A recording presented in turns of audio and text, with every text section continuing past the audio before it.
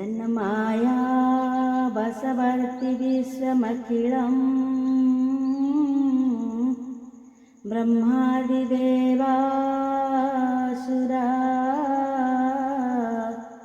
यतसत्त्वादमृषैव भाति सकलं रजो यथा हिर्भ्रमः जतपादप्लवमेकमेव हि भवाम्बोधे स्थितिर्सा मताम् वन्देऽहं तमशेषकारणपरं रामाख्यमीशं हरिम्। राणापुराणनिगमागमसमातं जद् रामायणे निगदितं क्वचिदन्यतोऽपि स्वान्तसुखाय तुलसी रघुनाथगाथा भाषानिबन्धमतिमञ्जुळमातनोति। ରାମାୟଣରୁ ସତ୍ସଙ୍ଗ କ'ଣ, ଆମେ କ'ଣ ସତ୍ସଙ୍ଗ ପାଇପାରୁଛେ, ଏହି ବିଷୟରେ ଗୋଟିଏ ସୁନ୍ଦର ଆଲୋଚନା କରିବା। ପ୍ରଭୁ ଶ୍ରୀରାମ ଆବିର୍ଭାବ ପରେ ଶ୍ରୀକୃଷ୍ଣ ଆସିଛନ୍ତି। ଶ୍ରୀରାମକୁ ଦର୍ଶନ କରିବାକୁ ଇଚ୍ଛା ହେଲେ ରାମାୟଣର ସତ୍ସଙ୍ଗ କରିବା ଉଚିତ। କେମିତି ନା, ରାମାୟଣର ସତ୍ସଙ୍ଗରେ ଜୀବ ସୁଧୁରିଯାଏ।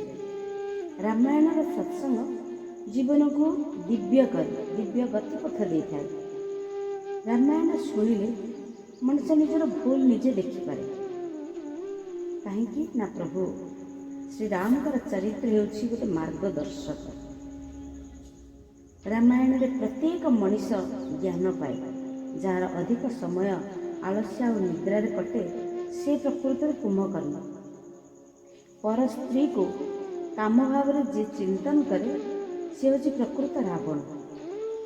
ଯିଏ କନ୍ଦାଏ ସେ ହେଉଛି ପ୍ରକୃତ ରାବଣ। ଆଉ ଯିଏ ପରମାନନ୍ଦରେ ଅହର୍ନିଶି ରମଣ କରେ ସେ ହେଉଛନ୍ତି ପ୍ରଭୁ ଶ୍ରୀରାମ। ମଣିଷକୁ ପରର ଛିଦ୍ର ସମୟରେ ଦେଖାଯିବା ହେଉଛି ତାର ସ୍ୱଭାବ, କିନ୍ତୁ ନିଜର ଦୋଷ ଦେଖାଯାଏ। କାହିଁକି ନା, ସ୍ଥୂଳ ଚକ୍ଷୁ ଦୁଇଟା ଆମର ବାହାରକୁ ଯାଇଛି। ଅନ୍ତର ଚକ୍ଷୁକୁ ଆମେ ଖୋଲିଲେ ଆମେ ଅନ୍ତର ଭିତର ଦୋଷ ଦୁର୍ବଳତାକୁ ଚିହ୍ନି ପାରିବା। ନିଜେ କେବେ ବି ଭୁଲ କରନ୍ତି ନାହିଁ। ଏମିତି କେତେ ମଣିଷ ନିଜକୁ ସବୁବେଳେ ଭାବନ୍ତି, ମୋ ଦ୍ୱାରା କେବେ ଭୁଲ ହେଇନି କି ହେବନି। ନିଜେ ଯାହା କୁହନ୍ତି, ନିଜେ ଯାହା କରନ୍ତି, ନିଜେ ଯାହା ବୁଝନ୍ତି ସେସବୁ ଠିକ୍ ବୋଲି ନିଜକୁ ମାନି ନିଅନ୍ତି। ନିଜକୁ ନିଜେ ନିର୍ଦ୍ଦୋଷ ମନୋଭାବ କରିବାକୁ ବଡ଼ ପାପ ବୋଧେ ଆଉ ସଂସାରରେ କିଛି ନାହିଁ। ଜଗତର କେବଳ ପ୍ରଭୁ ଶ୍ରୀରାମ ହେଉଛନ୍ତି ନିର୍ଦ୍ଦୋଷ। ପ୍ରଭୁ ଶ୍ରୀରାମଙ୍କର ଯଶ ସହିତ ତାଙ୍କର କାର୍ଯ୍ୟକଳାପ ସବୁକିଛି ନିର୍ଦ୍ଦୋଷ। ପ୍ରଭୁ ଶ୍ରୀକୃଷ୍ଣଙ୍କର, ପ୍ରଭୁ ଶ୍ରୀରାମଙ୍କର ବ୍ୟତୀତ ଆଉ କେହି ନିର୍ଦ୍ଦୋଷ ହୋଇପାରିବେନି। କାହିଁକି ନା, ଏଇ ସୃଷ୍ଟିରେ ପ୍ରତ୍ୟେକ ଜୀବକୁ ମାୟାର ସହିତ ସୃଷ୍ଟି କରିଛନ୍ତି। କିଏ ସେ? ନା, ସ୍ୱୟଂ ଭଗବାନ। ତେଣୁ ଭଗବାନ ହିଁ ନିଜେ ନିର୍ଦ୍ଦୋଷ।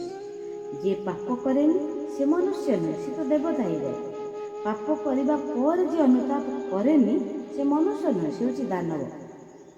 ପାପ କରିକି ଯିଏ ଅନୁତାପ କରେ ସିଏ ହିଁ ମଣିଷ ପଦବାଚ୍ୟ ହୁଏ।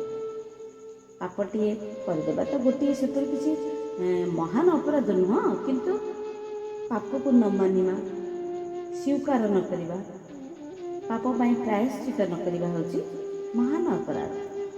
ଯିଏ ପାପକୁ ପ୍ରକାଶ କରିଦିଏ ତା ପାପ ବିନାଶ ହୋଇଯାଏ। ଶାସ୍ତ୍ରରେ ହେଉ ବା ସନ୍ଥମାନେ କୁହନ୍ତି ଯେ ମଣିଷ ନିଜର ପୁଣ୍ୟ ଗୁପ୍ତ ରଖିବା ଉଚିତ ଆଉ ପାପକୁ ପ୍ରକାଶ କରିବା ଉଚିତ। କାହିଁକି ନା, ପୁଣ୍ୟଟାକୁ କହିଦେବା ଦ୍ୱାରା ଆମର ପୁଣ୍ୟ କ୍ଷୟ ହୁଏ, ପାପ ସଞ୍ଚିତ ହୁଏ। ଠିକ୍ ବିପରୀତ ମଧ୍ୟ। ତେଣୁ ପାପଟିଏ କରିଦେବା ଗୋଟିଏ କିଛି ସେପରି ମହାନ ଅପରାଧ ନୁହେଁ, କିନ୍ତୁ ପାପକୁ ନ ମାନିବା ଦ୍ୱାରା ତାହା ବିଶେଷ କରି ପାପ ବା ଅପରାଧ ହୁଏ।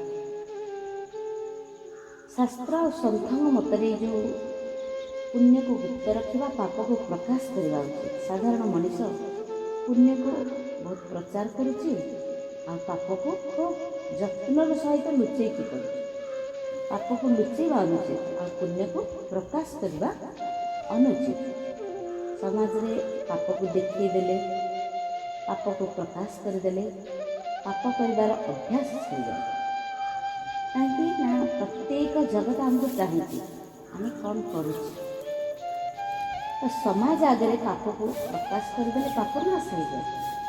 ସମାଜରେ ପୁଣ୍ୟ ପ୍ରକାଶ କଲେ ପୁଣ୍ୟ ବି ନାଶ ହେଇଯାଏ। କାହିଁକି ନା ଗୁପ୍ତ ଜିନିଷ ସବୁବେଳେ ଗୁପ୍ତ ରହିଲେ ହିଁ ତାର ଗୁପ୍ତତାକୁ ବା ଦିବ୍ୟତାକୁ ପରିପ୍ରକାଶ କରିପାରିବ। ମଣିଷ ତ ଜୀବନରେ ପାପକୁ ଲୁଚେଇ ରଖୁଥିବାରୁ ତା ଜୀବନ ନଷ୍ଟ ହେଇଯାଇଛି। ପାପକୁ ଯିଏ ଲୁଚାଏ ପାପ ତାକୁ ଆଦୌ ଛାଡ଼େନି। ଆଉ ପାପ ପ୍ରଥମେ ଆଖିକୁ ଆସିବ, ଆଖି ପରେ ମନକୁ ଆସିବ, ମନ ପରେ ବାଣୀକୁ ଆସିବ, ସର୍ବଶେଷରେ ଆଚରଣକୁ ଆସିବ। ସମାଜ ଆଗରେ ପାପ ପ୍ରକାଶ କରିଦେଲେ ପାପ ବିନାଶ ହୁଏ। ସମାଜରେ ପୁଣ୍ୟ ପ୍ରକାଶ କଲେ ପୁଣ୍ୟ ବି ନାଶ ହେଇଯାଏ। ତ ମଣିଷ ତା ଜୀବନରେ ପାପକୁ ଲୁଚାଇ ରଖୁଥିବାରୁ ତା ଜୀବନଟା ନଷ୍ଟ ହେଇଯାଉଛି। ତ ପାପକୁ ଯିଏ ଲୁଚାଏ ପାପ ତାକୁ ଆଦୌ ଛାଡ଼େ ନାହିଁ। ପାପ ପ୍ରଥମେ ଆଖିକୁ ଆସେ, ତାପରେ ମନକୁ ଆସେ, ତାପରେ ବାଣୀକୁ ଆସେ, ଆଉ ସର୍ବଶେଷରେ ଆଚରଣକୁ ଆସେ। ଥରେ ଆସିଗଲେ, ଥରେ ପ୍ରବେଶ କରିଗଲେ ସେ ବସା ବାନ୍ଧିଦିଏ ଅନନ୍ତ ସମୟ ଧରି, ଅନନ୍ତ ଦିନ ଧରି। ତ ହୃଦୟର ସିଂହାସନ ପରମାତ୍ମାଙ୍କ ପାଇଁ ସୃଷ୍ଟି ହୋଇଛି, ପାପ ପାଇଁ ତ ନୁହେଁ ନା। ତେଣୁ ପାପ ପ୍ରତି ଆମେ ସବୁବେଳେ ସାବଧାନ ରହିବା। ମଣିଷକୁ ଜଣା ନ ପଡ଼ିବା ଭଳି ପାପ ଆଖିକୁ, ଜିଭକୁ, ମନକୁ ସ୍ୱତଃସ୍ଫୂର୍ତ୍ତ ଭାବରେ ଚାଲି ଆସେ। ତ ଅଜ୍ଞାତରେ ଯଦି ପାପ ହୋଇଯାଏ ତେବେ ତାକୁ ବାହାରକୁ ବାହାର କରି ଫୋପାଡ଼ି ଦେବା ଦରକାର। ଭିତରେ ରହିଲେ ତାହା ପଚି ସଢ଼ି ପତନର କାରଣ ହୁଏ। ତ ଏକାନ୍ତରେ ନିଜର ଠାକୁରଙ୍କ ପାଖରେ ପାପକୁ ସ୍ୱୀକାର କରିବା। ମଣିଷ ଯଦି ତା ସାମାନ୍ୟ ପାପକୁ ସ୍ୱୀକାର ନ କରେ ନା, ଭଗବାନ ତାକୁ ମହାପାପ ବୋଲି ଗ୍ରହଣ କରନ୍ତି। ପରିଶେଷରେ ତା'ର ଫଳ ମଧ୍ୟ ଭୟାବହ ହୋଇଯାଏ। ତ ଲୁଚାଇ ରଖିଥିବା ପାପର ଦଣ୍ଡ ଅତି ଭୟାନକ ହୋଇଥାଏ। ପାପ ପ୍ରକଟ କଲେ ତାହା ଜଳିଯାଏ। ତ ପାପ କରିବା ପରେ ଯିଏ ନିଜେ ପାପ କରିଛି ବୋଲି ଜାଣି ନପାରେ ସେ ମଣିଷ ପଦବାଚ୍ୟ ନୁହେଁ, ସେ ତ ପଶୁ। ପଶୁ ହିଁ ପାପ କରେ, କିନ୍ତୁ ସେ ପାପ କରିଛି ବୋଲି ତାକୁ ଜଣାପଡ଼େନି। ରାମାୟଣ କଥା ଶୁଣିଲେ ଆମକୁ ଆମ ପାପ ଦେଖାଯାଏ। ଆମେ ପ୍ରତ୍ୟହ କି ଭୁଲ କରୁଛେ ତାହା ଆମକୁ ବି ଦେଖାଯିବ। ଭୁଲ ସଂଶୋଧନ କଲେ ମଣିଷ ଦିବ୍ୟ ବି ହେଇଯିବ। ମଣିଷ ଦିବ୍ୟ ହେଲେ ତାକୁ ପ୍ରଭୁଙ୍କର ଦର୍ଶନ ମିଳିବ। ତ ସାଧାରଣ ମଣିଷ କୌଣସି ରାଜାଙ୍କ ସହିତ ବି ଶୀଘ୍ର ଭେଟ ହୋଇପାରେନି। କାହିଁକି ନା ରାଜାଙ୍କ ଦର୍ଶନ ନିମନ୍ତେ ବି ବିଶେଷ ଯୋଗ୍ୟତା ଥିବା ଦରକାର। ଜଣେ ପ୍ରକୃତ ରାଜା ପାଖକୁ ଗୋଟେ ଯୋଗ୍ୟ ହେବା ପରେ ତାର ଯିବାର ସୁଯୋଗ ମିଳିବ। ପରମାତ୍ମା ତ ହେଉଛନ୍ତି ସର୍ବଶ୍ରେଷ୍ଠ, ସେ ତ ରାଜାଧିରାଜ। ପ୍ରଭୁଙ୍କ ଦର୍ଶନ ପାଇଁ ଇଚ୍ଛା ଥିଲେ ନିଜକୁ ଅତି ଯୋଗ୍ୟ କରିବାକୁ ପଡ଼ିଥାଏ। ତ ପାପର ପଞ୍ଝାରୁ ଖସିବା ଅତି ଦୁଷ୍କର ବ୍ୟାପାର। ତ ଅନେକ ଜନ୍ମ ଧରି ମଣିଷ ପାପ କରି ଆସୁଥିବାରୁ ପାପ କରିବାର ଅଭ୍ୟାସରେ ପରିଣତ ହୋଇଯାଇଛି। ଯାହାର ମନରେ ପାପ ଅଛି, ଯାହାର ଘରେ ପାପ ଅଛି, ସେଠାକୁ ପରମାତ୍ମା କେବେ ଆସନ୍ତିନି। ମଇଳା ଆସନା ଯଦି ଗଦା ହେଇଛି, ସାଧାରଣ ମଣିଷ ମଧ୍ୟ ସେ ସ୍ଥାନକୁ ଯାଏନି, ସେଠାରେ ସେ ରହେନି। ସେପରି ସ୍ଥଳେ ପାପରୂପୀ ମଇଳା ଯେଉଁଠି ଗଦା ହେଇଥାଏ, ପ୍ରଭୁ ତାହେଲେ କିପରି ଆସିବେ? ଆଶା କରିବା ଆମର ଭୁଲ ହେଇପାରିବନି କି? ଏ କ'ଣ ଦୁଷ୍ଟତା ନୁହେଁ କି? ଏ କ'ଣ ମୂର୍ଖାମି ନୁହେଁ କି? ପାପ ଛାଡ଼ିଲେ ହୃଦୟ ଶୁଦ୍ଧ ହୁଏ। ହୃଦୟ ଶୁଦ୍ଧ ହେଲେ ପରମାତ୍ମା ଆସନ୍ତି। ପରମାତ୍ମା ଆସିଲେ ଜୀବନ ସୁଧୁରିଯାଏ। ଜୀବନ ସୁଧୁରିଗଲେ ଆନନ୍ଦ ହିଁ ଆନନ୍ଦ। ଆମେ ଅନେକ ଜନ୍ମ ଧରି ପାପ କରିଛେ। ପାପ ସଂସ୍କାର ସବୁ ଜଗତରେ ବିବେକ ତିଷ୍ଠି ରହିପାରେନି। ତ ଜ୍ଞାନ ସୁସ୍ଥିର ରହେନି, ମଣିଷ ପାପ ହିଁ କରିଚାଲେ। ତ ପୁଣ୍ୟର ମାତ୍ରା ଅତ୍ୟଧିକ ପ୍ରବଳ ନ ହେଲେ ପାପର ଅଭ୍ୟାସ ସେ ଛାଡ଼େନି। ଶରୀର ଅପେକ୍ଷା ମଣିଷ ଜିଭରେ, ଜିଭ ଅପେକ୍ଷା ମଣିଷ ଆଖିରେ, ଆଖି ଅପେକ୍ଷା ମଣିଷ ମନରେ ଅଧିକ ବେଶୀ ପାପ କରେ। ତ ଇନ୍ଦ୍ରିୟ ସହିତ ଆତ୍ମା ଏତେ ଓତପ୍ରୋତ ହୋଇଯାଏ ଯେ ଇନ୍ଦ୍ରିୟମାନେ ଯେତେବେଳେ ପାପ କରନ୍ତି ତାହା ଦେଖିକି ସୁଦ୍ଧା आत्मा बारण केବେ करेनि। जे पर्यंत पाप करने इंद्रिय माने प्रवण थे से पर्यंत मनीष को भक्ति रस मिलबनी। भक्ति रस न मिलवा पर्यंत परमात्मा दर्शन हो पारे। तो इंद्रिय भितर भक्ति रस पुरैवा हेले से निष्पाप करने को पड़ो। आ पाप करने मन सामान्य मात्र अग्रसर होगा क्षण तत्क्षण ताहा मनरू बाहर आउ बाहर भी करदे उचित। अकस्मात जदि पाप हो गला तेबे प्रभु पाखरे आम कांदिकी जनईदेवा कहीं ना से परम दयालु। पश्चाताप करने उचित।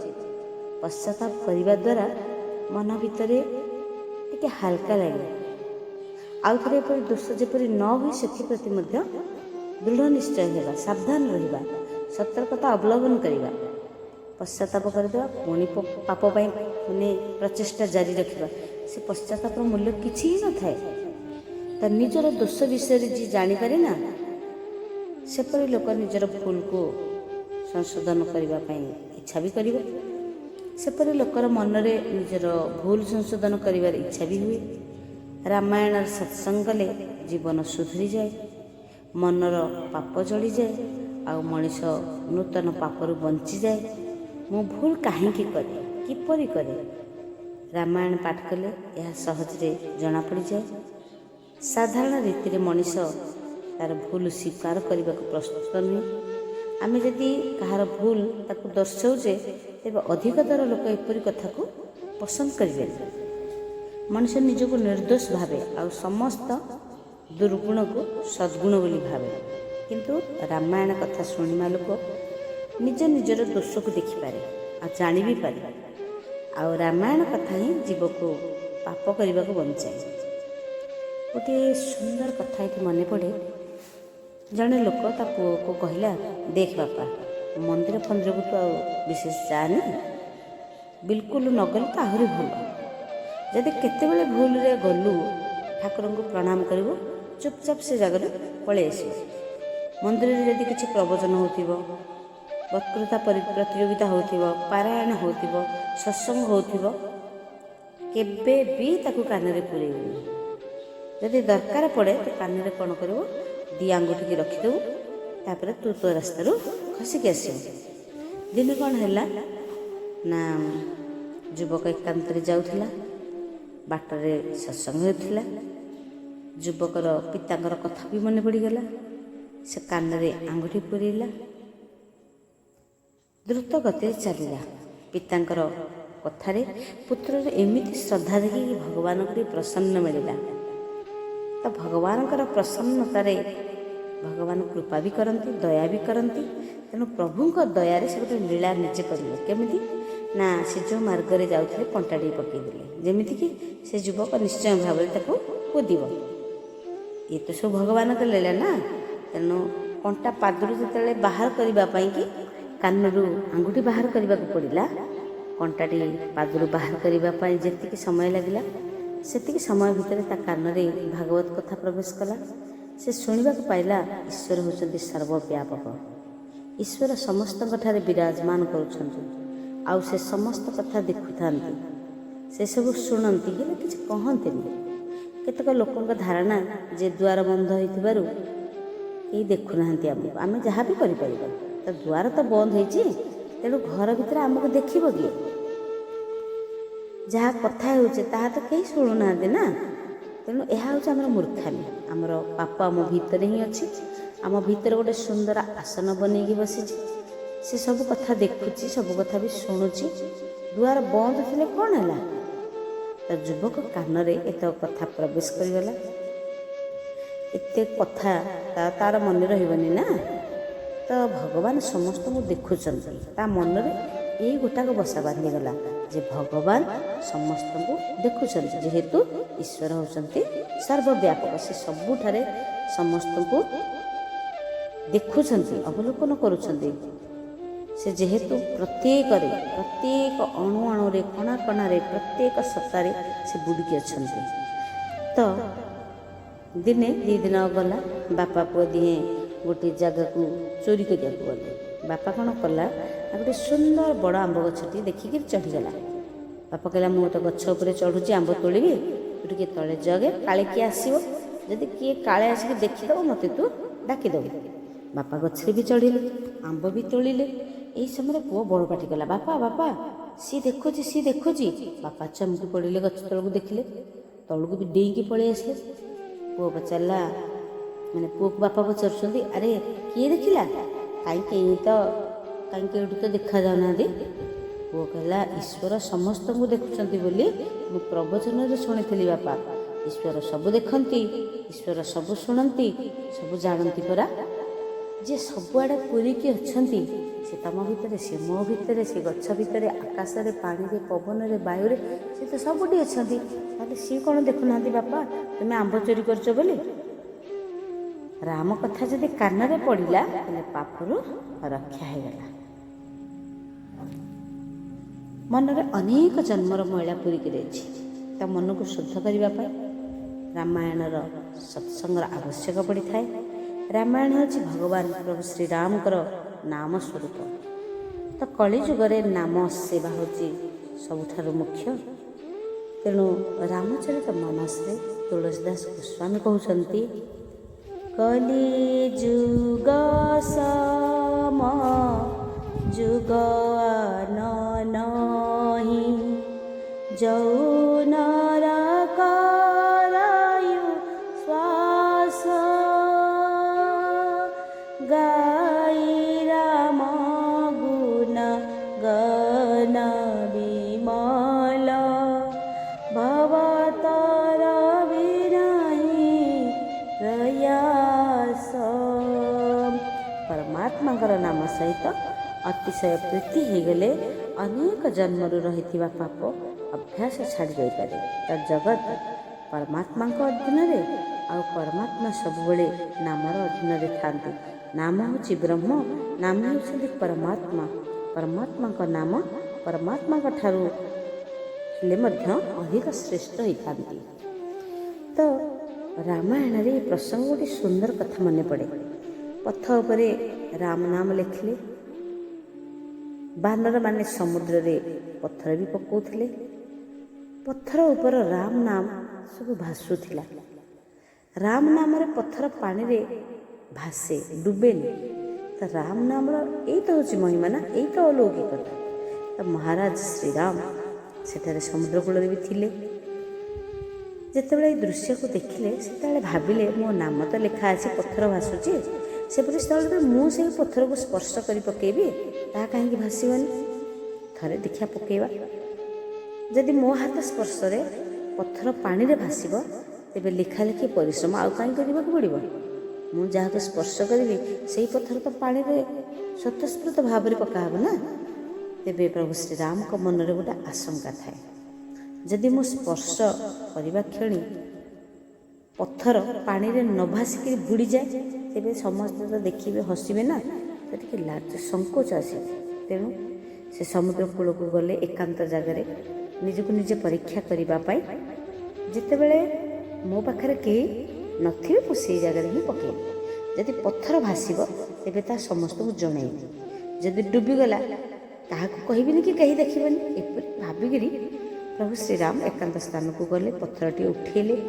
ହନୁମାନ ଗୋଟିଏ ନିୟମ ଅକ୍ଷରରେ ଅକ୍ଷରରେ ପାଳନ କରୁଥିଲେ, ଆଉ ତାହା ହେଉଛି ସେ ଯାହା କରୁଥିଲେ ଶ୍ରୀରାମଙ୍କ ପାଦ ପଦ୍ମରେ ଦୃଷ୍ଟି ରଖୁଥିଲେ, ତା କରୁଥିଲେ। ତେଣୁ ସେ କେବେ ହେଲେ କୌଣସି କାମରେ ପରାଜିତ ହେଉନଥିଲେ। ରାମଙ୍କର ପାଦ ଦର୍ଶନ, ରାମଙ୍କର ନାମ ଲିଖନ, ଏଇଟା ପ୍ରତି ସେ ଧ୍ୟାନ ଦେଉଥିଲେ। ସେ ଯେଉଁ ସ୍ଥାନକୁ ଯାଉଥିଲେ ସେଠାରେ ତାଙ୍କର ଜିତ୍ ହେଉଥିଲେ। ହନୁମାନ ଦେଖିବା ବେଳକୁ ରାମ ଯେଉଁଠି ବସିଥିଲେ ସେଠାରେ ନାହାନ୍ତି। ତେଣୁ ମନେ ମନେ ଭାବିଲେ, ଆମେ ସବୁ ତ ଏଇଠି ବସିଲୁ, ପ୍ରଭୁ ହଠାତ୍ କୁଆଡ଼େ ଗଲେ, ଆଉ କାହିଁକି ଗଲେ, କ'ଣ କରୁଛନ୍ତି? ତ ପ୍ରଭୁ କ'ଣ କରିବାକୁ ଯାଉଛନ୍ତି ବୋଲି ମନରେ ଯେତେବେଳେ ପ୍ରଶ୍ନ ଆସିଗଲା, ସେ ସେଇ ପଥରରେ ନାମ ଲେଖିବା ବନ୍ଦ କରିଦେଲେ। ସେ ଜାଗା ଛାଡ଼ିକି ଆସିଲେ। ପ୍ରଭୁ ଗଲେ କୁଆଡ଼େ, ଖୋଜୁଛନ୍ତି। ଯିଏ ପାଦକୁ ଅହର୍ନିଶି ଧରିଛି, ପାଦ ଯଦି ଅଦୃଶ୍ୟରେ ଚାଲିଯାଏ ସେ ଆଉ ଛାଡ଼ିବ କି? ପ୍ରଭୁ ଶ୍ରୀରାମ ହାତରେ ପଥର ଧରିଲେ। ଆଖପାଖରେ କେହି ତାଙ୍କୁ ଦେଖୁନାହାନ୍ତି ବୋଲି ତାଙ୍କର ଗୋଟେ ଦୃଢ଼ ଧାରଣା ହେଲା। କେମିତି ନା, ଆଗକୁ ଟିକେ, ପଛକୁ ଟିକେ, କରକୁ ଟିକେ ଚାହୁଁଛନ୍ତି, ଦେଖିଲେ କେହି ନାହାନ୍ତି। କିନ୍ତୁ ହନୁମାନ ଗୋଟିଏ ବିରାଟ ଲମ୍ଫ ମାରିକି ପ୍ରଭୁ ରାମଙ୍କ ପଛରେ ଯାଇକି ଲୁଚି ଲୁଚିକି ଅତି ସନ୍ତର୍ପଣରେ, ଭୟରେ न देखला बेले लुचि छपिकी जाकि ठिया जाइए। प्रभु श्रीराम पत्थर उठेले पानी में हठात पकेले, पत्थर पानी में बुड़ीगला। राम को भी यह भल लगे, से पुणी द्वितीय थर पकेले, ताहा समुद्र में बुड़ीगला। प्रभु रामकर दृढ़ विश्वास है जे मो नाम जो पत्थर भासुची, हेले मो स्पर्श तो किसी मूल्य होनी। जा हो एक कथा तो कहीं देखी ना भल मुझे पलैबी, तेणु तृतीय हो शेष थर हो जाऊँ पानी में आगुठी पकईदेवी। आ देखला बेलू ताहा तले बुड़ीगला। प्रभु रामकर मन टे उदास हो गला। प्रभु राम को हठात हनुमान सामना को आसीगले। प्रभु राम पछक बुलिकी पड़गले, देखले जोड़ हस्तर हनुमान ठिया होती। श्रीराम हनुमान को देखि कहले, हठात चमकी पड़े। तो हनुमान पचारे, हनुमान तू केतेबेलू आसलुनि कि? हनुमान कहले, आपण प्रथम थर जितेबले पत्थर पानी में पकेले सेतेबेले ठारू प्रभु मु अच्छी आपन पाखरे। श्रीराम एपरी कथा शुणिकी टिके संकोच बोध कले। से कहले, हेला जे एतेबेले तो तू एठाकू आसियार कौन दरकार थिला? हनुमान विनर सहित कहले, मो मालिक तो जुआड़े जीवे मु तो सियाड़े जीवा उचित ना। आपण जेउठारे रहिबे मु तो सेठारे रहिबा दरकार ना। मु जो कामटी करूची प्रभु आपणक नामटी नुची आपणक पाद को दर्शन करुची, से पाद जदि कुआड़े अदृश्य हो मो कामटा तो सठिक हो पार कि प्रभु? प्रभु राम को संभवतः यह भल लगे। हनुमान सब कथा देखी एकांत मुझे एक प्रयास करुली अन्य बानर मान सहित निश्चय कहीदेव मो हाथ में पत्थर भासुनी ये कथा समस्ते जाने। प्रभु राम मन मन टे अवसाद हो गले, मन में टे माने संकोच भाव आसीगला। तो प्रभु रामकर ये संकोच मनोभाव को हनुमान को भी अच्छवा रही। से कहले, महाराज आपण विमुख हूँ, जहाँ हो ठीक हो जहाँ आगू भी हम सब ठीक है। मु अनेक ऋषि पिलादिने शुणी, अनेक प्रवचन भी शुणी जे प्रभु श्रीराम जहाँ को निजर करते ना, जहाँ ऊपर बरदहस्त रखते ना, से ही पारी हो जाए। आ प्रभु श्रीराम जहाँ को फोपाड़ी दियंती, फिंगी दियंती, त्याग कर दियंती, ताहा तो निश्चित भाव में प्रत्यक्ष भाव में बुड़ीज। आपन जहाँ को फोपाड़ी देइछन्ती ताहा भासीब किपरि प्रभु? प्रभु आपन जहाँ को धरी रखती, जहाँ को निजर करी रखती, से तो निर्विघ्न संसार सागर भव सागर पारी हो जाए। आपन जहाँ सहित संबंध काटी दियंतु, जहाँ को फोपाड़ी दियंतु, से भवसागर पारी ही पारे, से तो संसार सागर में सतरे बुड़ी जाए। हे प्रभु पत्थर तो आपणकर नाम रे भासे ना, आपण हाथ में केमी भाषिब? आपण नाम ही बड़, आपण नाम ही सर्वश्रेष्ठ। मुझे ही जाणीगली।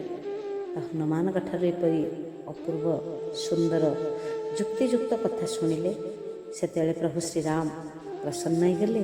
से हनुमान को कहले, हनुमान तुम बुद्धि अत्यंत दिव्य।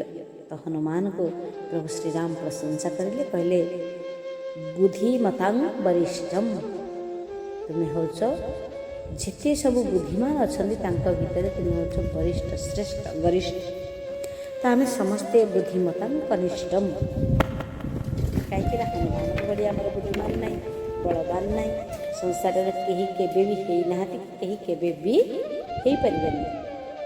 मनोजवं मारुततुल्य वेगं जितेन्द्रियं बुद्धिमतां वरिष्ठं वातात्मजं वानरयूतमुख्यं श्रीरामदूतं शरणं प्रपद्ये। प्रभु राम को अपेक्षा राम का नाम अधिक श्रेष्ठ। तेणु महापुरुष मैंने ये गोटे सुंदर मंत्रटी प्रेरण कर। कौन से मंत्रटी? रामात्ततोऽधिकं नाम इति मन्यामहे वयम् त्वैकातारिता यद्या नामना तो भुवनत्रयम्। प्रभु रामकर सत्संग अपेक्षा रामायणर सत्संग बहुत प्रभावदायक। परमात्मा प्रत्यक्ष उपस्थित रही जो कर्म स्वयं करिपारंत नहीं ସେପରି କର୍ମ ତାଙ୍କର ନାମ ହିଁ କରିପାରେ। କେତେ ପାପୀ ତପୀ ପ୍ରଭୁ ରାମ ନାମକୁ ଜପ କରି ଉଦ୍ଧାର ପାଇଛନ୍ତି। ଏପରି ଅନେକ ଲୋକ ଅଛନ୍ତି ଯେଉଁମାନେ ପ୍ରଭୁ ରାମକୁ ଦର୍ଶନ କରିବା ପରେ ମଧ୍ୟ ସୁଧୁରି ନାହାନ୍ତି। ରାବଣକୁ ପ୍ରଭୁ ଶ୍ରୀରାମଙ୍କର ଦର୍ଶନ ହେଲା, ହେଲେ ସେ କ'ଣ ସୁଧୁରିଲା? ନାଇଁ ନା, ପ୍ରଭୁ ରାମକୁ ଅତି ନିକଟରେ ଦେଖିକି ସୁଦ୍ଧା ଧନୁର୍ବାଣ ଧାରଣ କରି ତାଙ୍କ ସହିତ ସେ ଯୁଦ୍ଧ କରିଥିଲା। ପ୍ରଭୁ ଶ୍ରୀରାମକୁ ଦର୍ଶନ କରିବା ପରେ ରାବଣ ଧନୁର୍ବାଣ ତ୍ୟାଗ କରି ତାଙ୍କର ଶରଣ ବି ଆଶ୍ରୟ କରିପାରିଥାନ୍ତା। ମାତ୍ର ରାବଣ ଏପରି ଦୁଷ୍ଟ ଥିଲା ଯେ ପ୍ରଭୁ ଶ୍ରୀରାମଙ୍କର ଦର୍ଶନ ଲାଭ କରିକି ସୁଦ୍ଧା ସିଏ ସୁଧୁରି ପାରିନଥିଲା। ତ ଭଗବାନ ଶ୍ରୀକୃଷ୍ଣଙ୍କୁ ଦୁର୍ଯ୍ୟୋଧନ ଦର୍ଶନ କରିଥିଲା, ତେବେ ବି ଦୁର୍ଯ୍ୟୋଧନ ସୁଧୁରି ନଥିଲା। ଭଗବାନ ଶ୍ରୀକୃଷ୍ଣ କୃପା କରିଥିଲେ, ତା ଘରକୁ ବି ଯାଇଥିଲେ, ତାକୁ ବି ବୁଝେଇଥିଲେ। ପ୍ରତ୍ୟକ୍ଷ ପରମାତ୍ମା ତାକୁ ବୁଝେଇଥିଲେ, ତେବେ ବି ସେ ଅବୁଝା ରହିଲା, ସୁଧୁରିଲାନି। ଶ୍ରୀକୃଷ୍ଣଙ୍କ ମୁହଁରେ ଜବାବ ଦେଇଥିଲା। ଏଥିରୁ ଆମେ କ'ଣ ଜାଣିଲେ?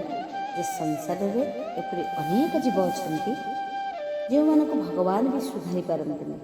ତେବେ ଭଗବାନ ସେମାନଙ୍କୁ କଠୋର ଦଣ୍ଡ ଦେବା ପରେ ସେମାନେ ବି ବଦଳନ୍ତି, ତାପରେ ସୁଧରନ୍ତି। ତ ଏପରି ଜୀବଙ୍କୁ ଈଶ୍ୱର ଦଣ୍ଡ ଦିଅନ୍ତି, ତାକୁ ମାରନ୍ତି। ଯେଉଁ କାମ ରାମ ଦର୍ଶନରେ ହୁଏନି, ହେଇପାରେ ନାହିଁ, ତାହା ରାମାୟଣର ସତ୍ସଙ୍ଗରେ ଅବଶ୍ୟ ସମ୍ଭବ ହୁଏ। ରାମ ନାମକୁ ଜପ କଲେ ଅବଶ୍ୟ ସୁଧୁରିଯିବ।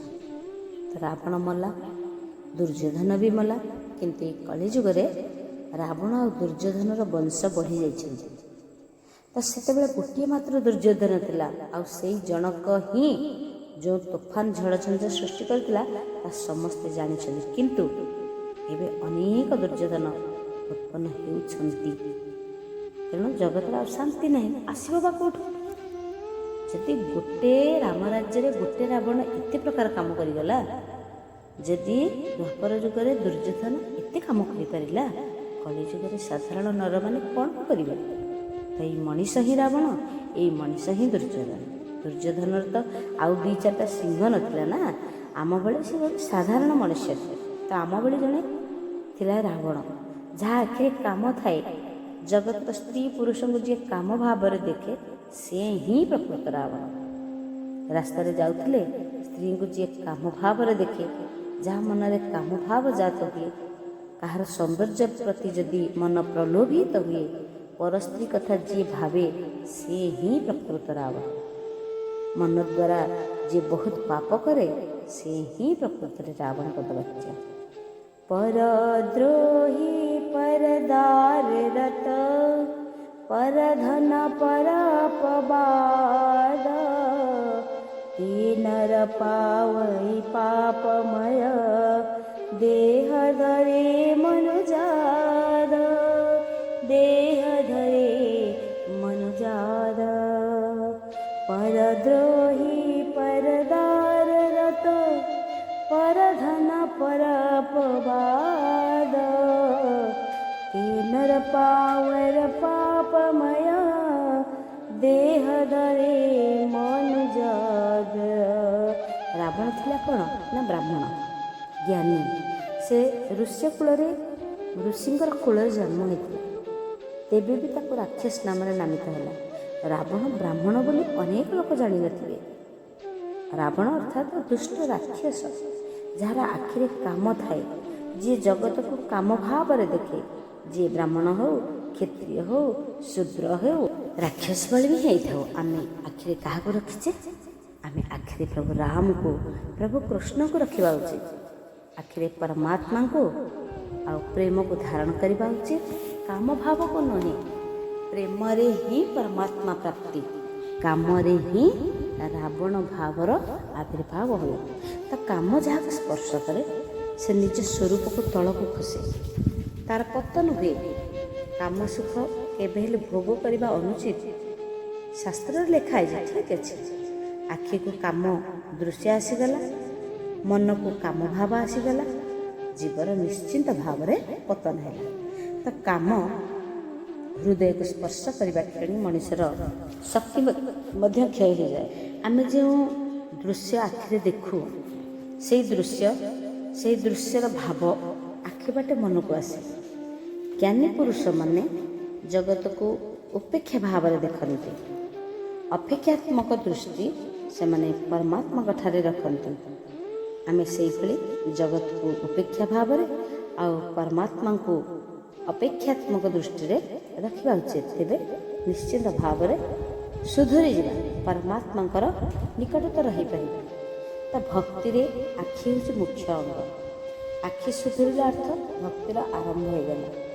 ଯାହାକୁ ସ୍ତ୍ରୀଙ୍କ ଠାରେ ସୌନ୍ଦର୍ଯ୍ୟ ଦେଖାଯାଏ ନା, ତାଙ୍କୁ ପୁରୁଷର ଶରୀର ସୁନ୍ଦର ଦେଖାଯାଏ।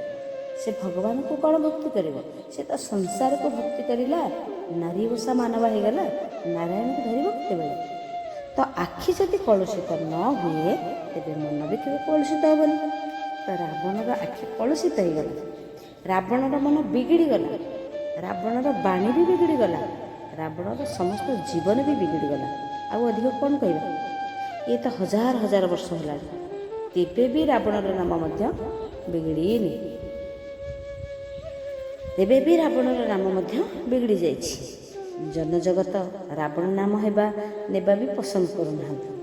ତ ରାବଣ ଭଳି ଦୁଷ୍ଟ ଜଗତର କିଏ ନାହିଁ। ତ ରାମଙ୍କୁ ଦର୍ଶନ କରି ସୁଦ୍ଧା ସୁଧୁରି ନାହିଁ। କିନ୍ତୁ ଆଜି ଯଦି ରାବଣ ଭଳି କେହି ଥାଏ ନା, ଆଉ ସେ ରାମାୟଣ କଥା ଶ୍ରବଣ କରିଲେ, ରାମାୟଣରେ ସତ୍ସଙ୍ଗ କଲେ, ରାମ ନାମ ଜପ କଲେ, ତେବେ ସେ ନିଶ୍ଚିନ୍ତ ଭାବରେ ସୁଧୁରିଯିବ। ଆଉ ତାର ରାବଣ ଭାବ ବି ତୁଟି ଯାଇକରି ରାମଙ୍କର କମନୀୟ ରୂପରେ ସେ ନିଜକୁ ହଜେଇଦେବ, ମଜେଇଦେବ ଆଉ ରଜେଇଦେବ ମଧ୍ୟ। ତ ପରମାତ୍ମାଙ୍କର କଥାମୃତ ହଉ, ନାମାମୃତ ହଉ, ତାହା ସବୁ ହେଉଛି ଦିବ୍ୟ, ଅଲୌକିକ। ତ ମାନବଙ୍କର ଇନ୍ଦ୍ରିୟ ଗଣ ହୀନସ୍ଥାନ କରନ୍ତୁ। ଏଥିପାଇଁ ପରମାତ୍ମା କ'ଣ କରନ୍ତି ନା, କୃପା କରିକିରି ଦୁଇଟା ଅପୂର୍ବ ଅମୃତ ଜଗତକୁ ଦେଇଛନ୍ତି। ଗୋଟିଏ ହେଲା କଥାମୃତ, ଆଉ ଗୋଟିଏ ହେଲା ନାମାମୃତ। ଏଇ କଥାମୃତ ନାମାମୃତକୁ ଆଶ୍ରୟ କରିକି ମାନବ ଇନ୍ଦ୍ରିୟଙ୍କର ତ୍ରାସରୁ ତ୍ରାଣ ପାଇଯାଏ। ତ ରାମ କଥା ହେଉଛି ଅମୃତ, ରାମ ନାମ ହିଁ ହେଉଛି ଅମୃତ। ତ ପ୍ରଭୁଙ୍କର ନାମ ଅମୃତ ଠାରୁ ହେଲେ ମଧ୍ୟ ଅଧିକ ମଧୁର। ତ କଥାମୃତ ପାପକୁ ଜଳାଇ ଦିଏ, ନାମାମୃତ ଜୀବନକୁ ସୁଧାରି ଦିଏ। କେତେ ସୁନ୍ଦର କଥା। ଆଉ ଥରେ, କଥାମୃତ ପାପକୁ ଜଳାଏ, ଆଉ ନାମାମୃତ ଜୀବନକୁ ସୁଧାରେ। ତମ ସମସ୍ତଙ୍କୁ କାଳ ଭକ୍ଷଣ କରେ, ମାତ୍ର କାଳର ଭକ୍ଷଣକାରୀ ହେଉଛନ୍ତି ପ୍ରଭୁ ଶ୍ରୀରାମ। ତ ରାବଣକୁ ମାରିବା ପାଇଁ ରାମକୁ ଏତେ କାମ, ଏତେ ହୀନସ୍ତା, ଏତେ ଲୀଳା କରିବାର କ'ଣ ଆବଶ୍ୟକ ଥିଲା କହିଲେ? ତ ପ୍ରଭୁ ଶ୍ରୀରାମ ନିଜେ ପରମାତ୍ମା, ସିଏ ବି ସର୍ବଶକ୍ତିଶାଳୀ, ଆଉ ସିଏ ବି କାଳର କାଳ। ସଂକଳ୍ପ କରିବା କ୍ଷଣି ତ ସେ ରାବଣକୁ ବଧ କରିପାରିଥାନ୍ତେ। ତେବେ ପ୍ରଭୁ ଶ୍ରୀରାମ ଆମେ ସମସ୍ତ ଲୀଳା କରିବାର କାରଣ କ'ଣ? ଲୋକମାନେ ଯେତିକି ସମୟ ଧରିକି ରାମାୟଣ ପାଠ କରନ୍ତି ନା, ଶ୍ରବଣ ବି କରନ୍ତି, ସେତିକି ସମୟ ଜଗତକୁ ସେ ଭୁଲି ଯାଇପାରିବେ। ରାବଣକୁ ବଧ କରିବା ପାଇଁ ପ୍ରଭୁ ଶ୍ରୀରାମଙ୍କର ଅବତାର ହେଇନଥିଲା। କଳିଯୁଗର ଲୋକମାନେ ଏଇ ଲୀଳା ଶ୍ରବଣ କରିକିରି ତନ୍ମୟ ହେବା ନିମନ୍ତେ ସମସ୍ତ ଲୀଳା ହିଁ ହେଇଥିଲା। ଯେତେ ବାର ବାର ଆମେ ପଢ଼ିବା, ସେତେ ପ୍ରୀତି ରସ, ପ୍ରେମ ରସ, ଅମୃତର ରସ ଆମେ ଆସ୍ୱାଦନ କରିବା। ତ ଭଗବାନଙ୍କର ଲୀଳା କଥା ହେଉଛି ମୋକ୍ଷଦାୟୀ। ଅବତାର ଦଶାରେ ଭଗବାନ ଅନେକ ଲୋକକୁ ଉଦ୍ଧାର କରନ୍ତି, କିନ୍ତୁ ଅନବତାର ଦଶାରେ ପରମାତ୍ମା ଯେତେବେଳେ ପ୍ରତ୍ୟକ୍ଷରେ ବିରାଜମାନ ନ କରନ୍ତି, ସେହି ସମୟରେ ରାମ କଥା ଅପ୍ରମିତ ଲୋକଙ୍କୁ ପ୍ରଭୁ ମାର୍ଗରେ ପଥିକ ବି କରିଦିଏ। ଅସଂଖ୍ୟ ଯେଉଁ ଜୀବ ଅଛନ୍ତି, ସେହି ଜୀବମାନଙ୍କର ମଧ୍ୟ କଲ୍ୟାଣ କରେ, ପ୍ରଚୁର ଲୋକଙ୍କୁ ଉଦ୍ଧାର ମଧ୍ୟ କରିଥାଏ। ତ ଏପରି ଅନେକ ଲୋକ ଅଛନ୍ତି ଯେଉଁମାନେ କି ପ୍ରତିଦିନ ମନ୍ଦିରକୁ ଯିବେ, ଦର୍ଶନ କରିବେ, ଆଉ ବାହାରକୁ ଆସିବେ ପୁଣି ପାପ କରିବେ, କାଦୁଅକୁ ଯିବେ ପୁଣି ଆସିକି କାଦୁଅକୁ ଧୋଇବେ। ତ ଏମାନେ ଦର୍ଶନ କରନ୍ତି ସତ, କିନ୍ତୁ ସୁଧୁରନ୍ତି ନାହିଁ। ମଣିଷର ଆଚାର ଯେପର୍ଯ୍ୟନ୍ତ ଶୁଦ୍ଧ ହୁଏନି, ସେ ପର୍ଯ୍ୟନ୍ତ ତାକୁ ଭକ୍ତିରେ କେବେ ଆନନ୍ଦ ମିଳେନି। ଭକ୍ତି ବହୁତ କରନ୍ତି ସତ, କିନ୍ତୁ ଆଚାରକୁ ଶୁଦ୍ଧ ରଖନ୍ତିନି। ଫଳରେ କ'ଣ ହୁଏ ନା, ଭକ୍ତିରେ ଯେତିକି ଆନନ୍ଦ ମିଳିବା କଥା ତାହା ସେ ପାଇପାରେନି। ତ ଆଚାରରେ, ବ୍ୟବହାରରେ, ଆଚରଣ ମାଧ୍ୟମରେ ପାପ କଲେ, ଦମ୍ଭ କଲେ, ଭକ୍ତିରେ ସମୁଚିତ ମଧ୍ୟ ଫଳ କେବେ ମିଳେନି। ତ କେତେକ ଲୋକ କୁହନ୍ତି ଯେ ଆଚାର ବ୍ୟବହାରରେ ଭୁଲ ତ୍ରୁଟି ଥିଲେ କିଛି କିଛି ପାପ ହୋଇଗଲେ ଦୋଷ ଧରିବା ନୁହେଁ। ତ ଭଗବାନ ଏପରି ଲୋକର କଥାକୁ ଶୁଣନ୍ତି, କହନ୍ତି ଆରେ ବାଃ ବାଃ, ତୁ ଉପରକୁ ଆ, ତୋ ପାପ କିପରି ଭସ୍ମ ହେବ ତା ମୁଁ ନିଶ୍ଚୟ ତୋତେ ଦେଖେଇକିରି।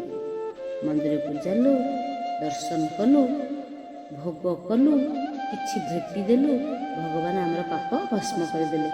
ଏହା ତ ଗୋଟେ ମନବୋଧ ଚଉତିଶା ନା। ଏକା ଗୋଟେ ବିଭ୍ରାନ୍ତ ଧାରଣା ଆମ ମନ ଭିତରେ ପ୍ରବେଶ କରିଯାଇଛି। ତ ଆଚାରରେ କଦାପି ଆମେ ଦୋଷ କରିବାକୁ ହେବନି। କାହିଁକି ନା ଆଚାର ନିଷ୍ପାପ ରୂପରେ ମଧ୍ୟ ହୋଇପାରିବ।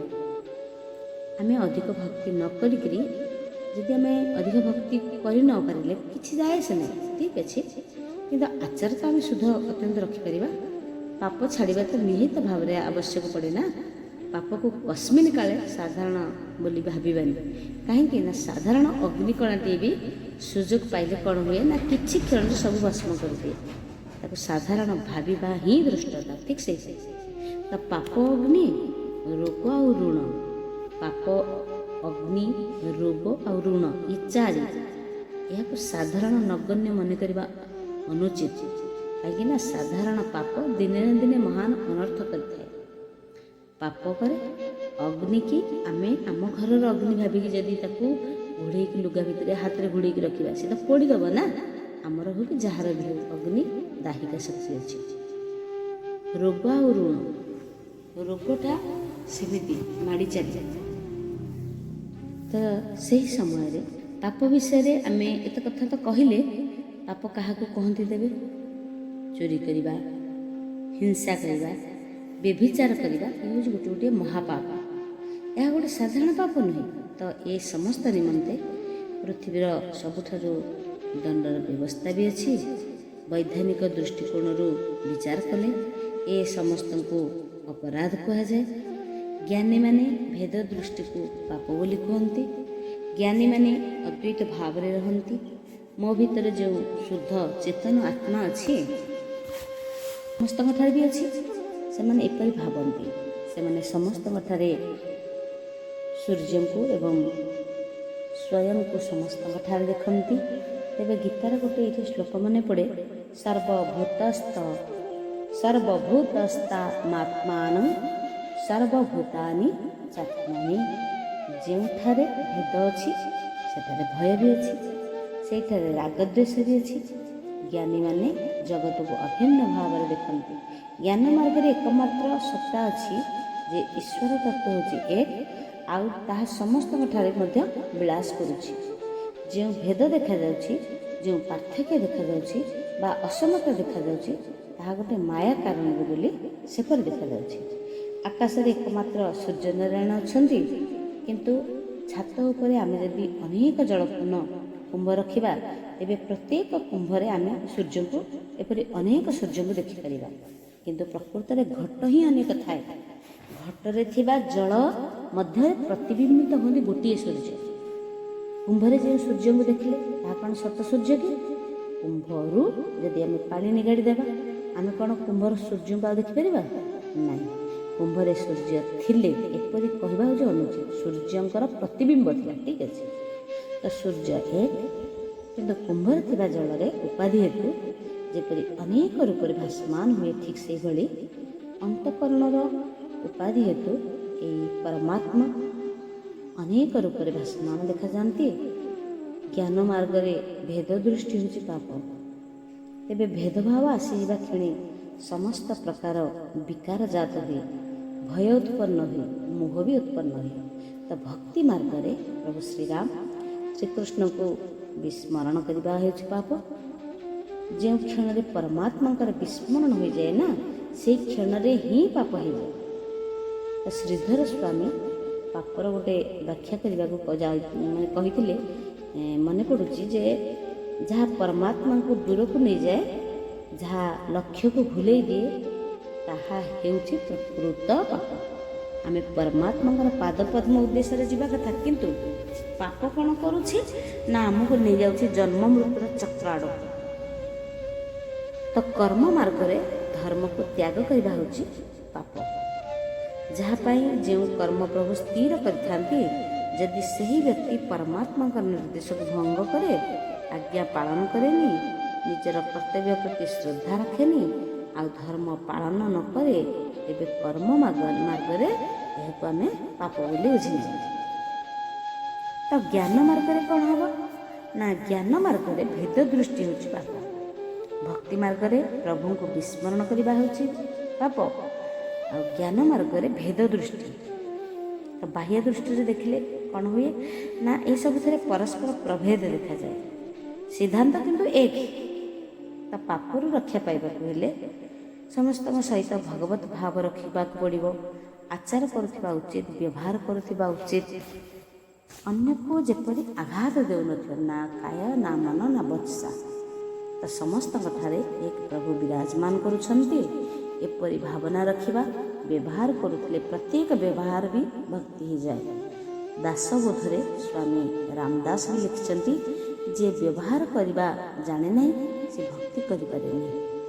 ତା ବ୍ୟବହାର ଆଉ ଚିତ୍ତ ଭକ୍ତିକୁ ଅଲଗା ଅଲଗା ମନେ କରିବା ଉଚିତ। ଈଶ୍ୱର ଚୈତନ୍ୟ ରୂପରେ ସମସ୍ତଙ୍କ ଠାରେ ଅଛନ୍ତି, ଏପରି ଅନୁଭବ କରିବା ପାଇଁ ଅଭ୍ୟାସରେ ପକାଇବା ଉଚିତ। ଏପରି ଯାହାର ଅଭ୍ୟାସରେ ପଡ଼ିଯିବ, ତାର ପ୍ରତ୍ୟେକ କ୍ରିୟା ଭକ୍ତିମୟ ଆଉ ଜ୍ଞାନମୟ ମଧ୍ୟ ହେଇଯିବ। ତେବେ ପରମାତ୍ମାଙ୍କର ନିର୍ଦ୍ଦେଶ ବୋଲି, ଆଜ୍ଞା ବୋଲି ମନେ କରିକି ଯିଏ ବ୍ୟବହାର କରେ, ଆଚାର କରେ, ଆଚରଣ କରୁଥିବ ବା ସ୍ୱଧର୍ମ ପାଳନ କରୁଥିବ, କିନ୍ତୁ ତା ବୁଦ୍ଧିରେ ଜ୍ଞାନ ପ୍ରବେଶ କରିଯାଏ, ତା ହୃଦୟରେ ଭକ୍ତିର ଆସ୍ଥାନ ଜମେଇକି ବସିଯାଏ। ପାପ ତାଠାରୁ ଦୂରକୁ ପଳାଏ। କାହିଁକି ନା, ପାପ ଠାରୁ ପୁଣ୍ୟର ଗତି ଅଧିକ ହୁଏ ଏବଂ ପୁଣ୍ୟ ଯେଉଁଠାକୁ ଥାଏ, ପାପ ସେଠାରେ ପ୍ରବେଶ କରିପାରେ ନାହିଁ। ତ ବ୍ୟବହାରରେ ହେଉ, ଆଚରଣରେ ହେଉ, ପାପ କରିବାକୁ ହେବ। କାହାରିକୁ ଆମେ ଧୋକା ଦେବାନି, କୌଣସି ଜୀବ ସହିତ କପଟତା କରିବାନି। ଦିନେ ନା ଦିନେ ସେହି ପାପ ପ୍ରକଟ ହେବ ଆଉ ତାର ଫଳ ବି ନିଶ୍ଚିତ ଫଳିବ। ତ ପାପ ଆଉ ପାରା ଅର୍ଥ କ'ଣ? ଏଠି ପାରଦ ପ୍ରକଟ ନ ହୋଇକି ରହିପାରେନି। କାହିଁକିନା ଏ ଦୁଇଟା କଥା ଗୁପ୍ତ ରୂପରେ ରହିଯାଇପାରେ। କାହିଁକିନା ଏ କଥା ଦୁଇଟାକ ଗୁପ୍ତ ରହିବନି। ପାପଟା ନିଶ୍ଚିତ ଭାବରେ ପ୍ରକଟିତ ହେବ, ଆଉ ପାରଦ ମଧ୍ୟ ତାର ସେଇ ଔଜ୍ଜଲ୍ୟ ଚକଚକ ଗୁଣଟା ଦୃଷ୍ଟିକୁ ଜଣାପଡ଼ିଯାଏ। ତ ଏଭଳି ଅନେକ ଲୋକ ଅଛନ୍ତି ଯେଉଁମାନେ କି ଅନ୍ୟ ଲୋକଙ୍କ ସହିତ ମଧୁର ପ୍ରେମ ସମ୍ପର୍କ ରଖନ୍ତି, ହେଲେ ଭାଇ ସହିତ କପଟ କରନ୍ତି। ସେମାନେ ଭାବନ୍ତି ଭାଇ କ'ଣ କିଛି ଜାଣିପାରିବ, କିନ୍ତୁ ସେମାନେ ମନେ ରଖିବା ଉଚିତ ଯେ ଦିନେ ନା ଦିନେ, ଆଜି ନହେଲେ କାଲି, ସେ ନିଶ୍ଚୟ ଭାଇ ଜାଣେ। ଯାହାର ବ୍ୟବହାରରେ କପଟ ଥିବ, ଭକ୍ତିରେ ପ୍ରକୃତ ସେ ଆନନ୍ଦ ପାଇପାରିବନି। ଯିଏ ଧନ ନିମନ୍ତେ କପଟ କରେ ନା, ସେ ଭକ୍ତିରେ ବି ଆନନ୍ଦ ପାଇପାରିବ। ଆମ ଭାଗ୍ୟରେ ଯେତିକି ପଇସା ପାଇବାକୁ ଥିବ, ଆମେ ସେତିକି ପାଇବା। ପାପ କରିବା ଦ୍ୱାରା ଅଧିକ ପଇସା ମିଳିଯିବ, ଏପରି କଳ୍ପନା ବି କରିବା ଦୋଷାବ, ନିରର୍ଥକ, ମୂଲ୍ୟହୀନ। ତ ଅନେକ ସମୟରେ ମଣିଷ ଭାବେ ଯେ ଆଜି ଟିକିଏ କପଟତା କରିଦେଲି, କିଛି ଅଧିକ ପଇସା ମିଳିଯିବ। ଆଜି ଗୋଟେ ମିଛ ତା ପାଇଁ କହିଦେଲି, ହଁ ମୁଁ କିଛି ପାଇଯିବି। ସ୍ୱାର୍ଥ ପାଇଁ ମିଥ୍ୟା କହି ନିଜକୁ ବଳି ଦେଇଦେଲା। ସେ ପାପ ପାଖରେ ନିଜର ମୁଣ୍ଡକୁ ବିକିଦେଲା। ତ କିନ୍ତୁ ପ୍ରକୃତରେ ମିଥ୍ୟା ହେଉ ବା କପଟତା କରିବା ଦ୍ୱାରା ତାହା ମିଳେନି। ତାହା ଆମ ପ୍ରାରବ୍ଧରେ ଆଜି ହିଁ ମିଳିବ ବୋଲି ଥିଲା, ତେଣୁ ତାହା ହିଁ ମିଳିବ। କିନ୍ତୁ ଏଥିସହିତ ମିଥ୍ୟା ହେଉ, କପଟତା ହେଉ, ଏଇ ଯେଉଁ ପାପ ଆମକୁ ଅବଶ୍ୟ ସ୍ପର୍ଶ କରିବ ବା କରିଲା। ତ ପ୍ରାରବ୍ଧର ପ୍ରମାଣରେ ହିଁ ଅର୍ଥ ମିଳେ। ଶାସ୍ତ୍ରରେ ଲେଖା ଅଛି, ସମ୍ପତ୍ତି, ସନ୍ତତି ଆଉ ସଂସାର ସୁଖ, ଏ ସମସ୍ତ ପୂର୍ବଜନ୍ମରେ କରାଯାଇଥିବା କର୍ମ ଅନୁସାରେ ସ୍ଥିର ହୁଏ। ଆଉ ଥରେ ଜାଣିବା, ସମ୍ପତ୍ତି, ସନ୍ତତି, ସଂସାରର ସୁଖ, ଏସବୁ ପୂର୍ବଜନ୍ମରେ କର୍ମ ଅନୁସାରେ ସ୍ଥିର ହୋଇକି ଥିଲା। ପୂର୍ବଜନ୍ମରେ କରିଥିବା କର୍ମ ଅନୁସାରେ ସମ୍ପତ୍ତି ମିଳୁଛି, ପୂର୍ବଜନ୍ମର କର୍ମ ଅନୁସାରେ ସଂସାର ସୁଖ ମିଳୁଛି, ଆଉ ସନ୍ତାନ ବି ପ୍ରାପ୍ତ ହେଉଛି। ତ ପାପ କଲେ ସୁଖ ଅଧିକ ମିଳେ ବୋଲି ମଣିଷ ଭାବିନି, କିନ୍ତୁ ପାପ କରିକି କେହି କେବେ ସୁଖୀ ହେଇନି, ହଉନି, ଆଗକୁ ବି ହେଇପାରିବ ନାହିଁ। ଆମେ ଅଧିକ ଭକ୍ତି କରି ନ ପାରିଲେ ବି କିଛି ବାଧା ନାହିଁ, କିନ୍ତୁ ବ୍ୟବହାରରେ ପାପ କରିବା ଅନୁଚିତ। ବ୍ୟବହାର ଅତି ଶୁଦ୍ଧ ରଖିଲେ ନା, ଆମ ମନ ବି ଉଚ୍ଚ ହେଇଯିବ। ମନ ପବିତ୍ର ହେଇଗଲେ ଆମକୁ ଭକ୍ତିରେ ଆନନ୍ଦ ମିଳେ। ଆଉ ଭକ୍ତିରେ ଶରୀର ଆଉ ଧନ ହେଉଛି ଗୌଣ, କିନ୍ତୁ ମନ ହେଉଛି ମୁଖ୍ୟ। ମନ ବିଗିଡ଼ିଗଲା ଅର୍ଥ ମଣିଷ ଭକ୍ତି କଲେ ସୁଦ୍ଧା ପ୍ରକୃତରେ ଯଥେଷ୍ଟ ଆନନ୍ଦ ପାଇପାରେନି, କାହିଁକିନା ମନର ମୂଳେ ଏ ଜଗତ। ତ ବ୍ୟବହାରକୁ ଶୁଦ୍ଧ ରଖିବା ପାଇଁ ରାମାୟଣର ସତ୍ସଙ୍ଗ କରୁଥିବା ଆବଶ୍ୟକ। ଆମେ ଆମର କର୍ତ୍ତବ୍ୟ ବିଧି ଅନୁସାରେ କରୁଥିବା ଉଚିତ। ସ୍ତ୍ରୀ ଧର୍ମ ପ୍ରସଙ୍ଗରେ ପୂର୍ଣ୍ଣ ବର୍ଣ୍ଣନା ରାମାୟଣରେ ବି ଅଛି। ସ୍ତ୍ରୀର କର୍ତ୍ତବ୍ୟ କ'ଣ, ମାତା ପିତାଙ୍କର କର୍ତ୍ତବ୍ୟ କ'ଣ, ଗୁରୁଙ୍କର କର୍ତ୍ତବ୍ୟ କ'ଣ, ଶିଷ୍ୟଙ୍କର କର୍ତ୍ତବ୍ୟ କ'ଣ, ସମାଜର ଧର୍ମ କ'ଣ, ରାଜଧର୍ମ କ'ଣ। ରାମାୟଣ କଥା ପ୍ରତ୍ୟେକ ଜୀବକୁ ଧର୍ମ କଥା ବୁଝାଏ। ରାମାୟଣର ପ୍ରତ୍ୟେକ ପାତ୍ର ଚରିତ୍ର ହେଉଛନ୍ତି ଦିବ୍ୟ। ମଣିଷ ନିଜର ହକ୍ ଦାବି କରେ, ନିଜର ଭାଗ ମାଗେ, କିନ୍ତୁ ନିଜର କର୍ତ୍ତବ୍ୟ ପାଳନ କରେନି। କେବେ ଭାବେ କି ମୋ କର୍ତ୍ତବ୍ୟ ମୋତେ ଦେଇଦିଅ ବୋଲି। ତ ଯିଏ ନିଜର କର୍ତ୍ତବ୍ୟ ହିଁ ପାଳନ କରେନି, ସିଏ ଭାଗ ପାଇବା ପାଇଁ ଯୋଗ୍ୟ କେମିତି ହେଇପାରିବ? ହେଇପାରିବନି। ତ ପିତାମାତାଙ୍କ ଠାରୁ ସମ୍ପତ୍ତି ନେବା ପାଇଁ ଇଚ୍ଛା କରିବା, କିନ୍ତୁ ପୁଅ ହେଇକି ମାତା ପିତାଙ୍କ ସେବା କରିବା ପାଇଁ ମନ ହୁଏନି। ବାପାଠାରୁ ସମସ୍ତ ନେଇଯିବା ପାଇଁ ଇଚ୍ଛା ରଖିଥାଏ, ହେଲେ ବାପାର ସେବା କରିବାରେ ତାକୁ ଲାଜ ମାରେ, ତାକୁ ସମୟ ନଥାଏ, ତାର ଆଗ୍ରହ ବଢ଼େନି। ତ ରାମାୟଣରେ ସବୁ କଥା ଅଛି। ନିଶ୍ଚିତ ଭାବରେ ମଣିଷ ଯେଉଁଭଳି ହେଇଥିବ ପଛେ ରାମାୟଣର କଥା ଶୁଣିଲେ ତାର ଯଥାର୍ଥ ମାର୍ଗଦର୍ଶନ ହେଇଥାଏ। ରାମ କଥାର ମହିମା କି ବା ବର୍ଣ୍ଣନା କରିପାରିବ? କେହି ବି କରିପାରିବେ। ତ ରାମ କଥାର ଏକ ଏକ ଅକ୍ଷର ହେଉଛି ବୋଧମୟ, ଶାନ୍ତ, ଆନନ୍ଦ। ତ ଗୋଟିଏ ଗୋଟିଏ ଅକ୍ଷର ମହାପାତକ ବି ନାଶ କରିବ। ଏକୈକମକ୍ଷର ପୁଂସାଂ ମହାପାତକ ନାଶନମ୍। ମହର୍ଷି ବିଶ୍ୱାମିତ୍ର କହିଛନ୍ତି, ତ ଦେଶ ପାଇଁ ପ୍ରାଣବଳି ଦେବା ହେଉଛି ଉତ୍ତମ କଥା। ତ ପ୍ରକୃତ ଦେଶବାସୀ ଦିବ୍ୟ ଜୀବନ ଧାରଣ କଲେ ଦେଶର ଅମାପ କଲ୍ୟାଣ ସାଧନ ହୋଇଥାଏ। ଜଗତରେ ପ୍ରଭୁ ରାମଙ୍କ ଭଳି ପୁତ୍ର ହୋଇନାହାନ୍ତି, ଜଗତରେ ଦଶରଥ ମହାରାଜଙ୍କ ଭଳି ପିତା ହୋଇନାହାନ୍ତି। ପ୍ରଭୁ ଶ୍ରୀରାମକୁ ବଣକୁ ଚାଲିଯିବା ପରେ ଅନ୍ତିମ ଶ୍ୱାସ ପର୍ଯ୍ୟନ୍ତ ଦଶରଥ ପ୍ରଭୁ ଶ୍ରୀରାମକୁ ସ୍ମରଣ କରିଥିଲେ। ମୋ ରାମ କୁଆଡ଼େ ଗଲା? ତ ମୋ ରାମ କାହିଁ? ରାଜା ଦଶରଥ ବାରମ୍ବାର ମହାରାଣୀ କୌଶଲ୍ୟାକୁ ପଚାରୁଛନ୍ତି, ରାମ ରାମ କହି ରାମ କହି, ରାମ ରାମ କହି ରାମ, ତନୁ ପରିହରି ରଘୁबर ବିରହ, राउ गय उसुर धाम। राम राम कहि राम कहि, राम राम कहि राम, तनु परिहरि रघुबर बिरह, राउ गय उसुर धाम। राम बण को गले, दशरथ प्राण त्याग कले। राम राम राम राम राम 6 थर राम कहते। 6 गोटी रिपुको से काटिछंती। तो दशरथ प्राण छाड़ीगला परे रामଙ୍କ बिना जीव शरीर धारण करने निरर्थक। प्रभु राम चलीगले दशरथ आ रही किपरि? तो प्रभु श्रीराम को भली पुआ आउ होई नाहंती, तो दशरथ भली पिता भी आउ होई नाहंती, कौशल्या भली माता भी आउ होई नाहंती, लक्ष्मण भली भाई आउ भी कही नाहंती, राम भली पति आउ होई नाहंती, सीता भली पत्नी आउ होई नाहंती, वशिष्ठ भली गुरु आउ होई नाहंती, रावण भली शत्रु आउ होई नाहंती, हनुमान भली परम सेवक आउ होई नाहंती। तो रामायणर प्रत्येक पात्र दिव्य, प्रत्येक अति दिव्य अद्वितीय, तेणु परम रहस्य प्रेममय आनंदमय करुणारमय स्वयं प्रभु श्रीराम मर्यादा पुरुषोत्तम मर्यादा को रखिछंती, मर्यादा को केबे उल्लंघन करि नाहंती। तेणु प्रभु श्रीरामकर प्रत्येक वचन ही करणीय, प्रत्येक वचन ही स्मरणीय। जीव को उद्धार करने राम नाम ही संपूर्ण भाव आनंदर मार्ग दिव्य धाम। कहीं राम राम परी राजा नहीं, कहीं सीता सीता परी सती नहीं, कहीं राम राम भली राजा नहीं, कहीं सीता सीता भली सती नहीं, दशरथ भली पिता जगत रे केही नहीं, କୌଶଲ୍ୟାଙ୍କ ଭଳି ମାତା ଜଗତରେ କେହି ନାହିଁ। ଭରତ ଭଳିଆ ବାହି ଜଗତରେ ଆଉ ନାହିଁ। ରାମଙ୍କର ଭଳି ପତି ଜଗତରେ କେବେ ନାହିଁ। ବଶିଷ୍ଠଙ୍କ ଭଳି ଗୁରୁ ଜଗତରେ କେବେ ନାହିଁ। ରାବଣ ଭଳିଆ ଶତ୍ରୁ ଜଗତରେ ସୃଷ୍ଟି ନାହିଁ।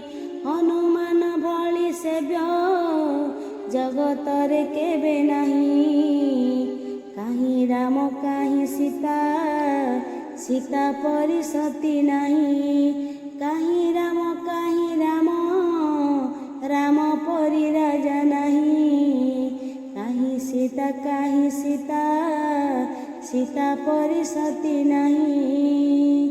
ବୋଲୋ ରାମ ରାମ ରାମ ରାଜା ରାମ, ବୋଲୋ ରାମ ରାମ ରାମ ବୋଲୋ ସିया राम, बोलो राम राम राम राजा राम, बोलो राम राम राम सीता राम, बोलो राम राम राम राजा राम, बोलो राम राम राम राजा राम राम राम।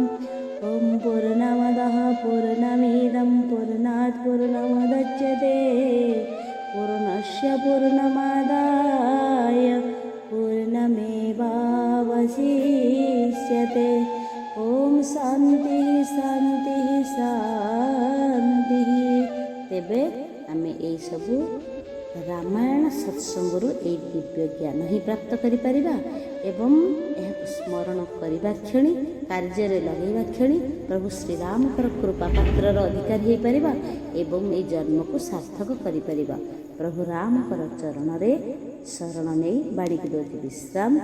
बोल प्रभु श्री रघुनाथ सरकार की जय, सीता माता की जय, वीर बजरंग बाली की जय, भरत शत्रुघ्न लक्ष्मण लाल की जय, सीता माता की जय, राधा कृष्ण भगवान की जय।